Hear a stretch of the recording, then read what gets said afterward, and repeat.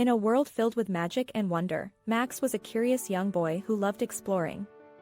One day, while rummaging through his grandfather's attic, he stumbled upon an old book.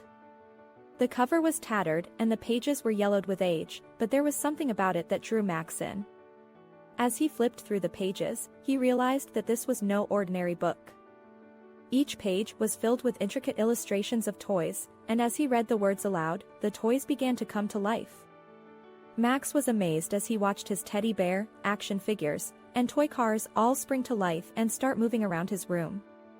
Max couldn't believe his eyes. He had always wished that his toys could come to life, and now his dream had become a reality. He couldn't wait to see what adventures they would go on together. As Max and his toys were getting ready to leave, they heard a knock at the door. It was Max's friend Brian, who had come over to play. Max was excited to show Brian his new friends, but when he tried to introduce him to the toys, they didn't come to life.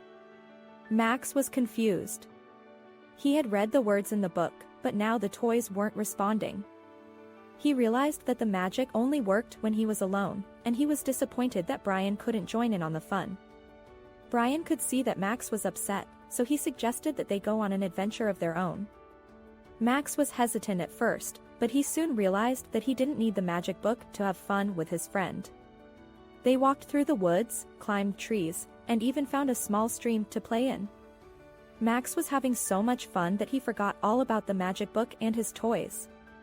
As they were playing, they heard a rustling in the bushes. They cautiously approached, and to their surprise, they found a baby deer who had gotten separated from its mother. Max and Brian knew they had to help, so they carefully led the baby deer back to its mother.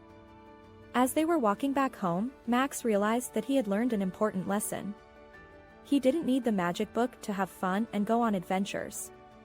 All he needed was his imagination and his friends. When they got back to Max's room, he noticed that the toys were still sitting where he had left them. He picked up his teddy bear and gave it a hug, grateful for the adventures he had gone on that day. Max knew that he would always treasure the memories of his adventure with Brian, but he also knew that he would never forget about the magic book. He was excited to see what other adventures he could have with his toys, but he also knew that the real magic was in the friendships he had made. Max closed the book and put it back on the shelf, knowing that it held a special place in his heart. He had learned that magic could come from anywhere, but the most important thing was the people and toys he shared it with. The end.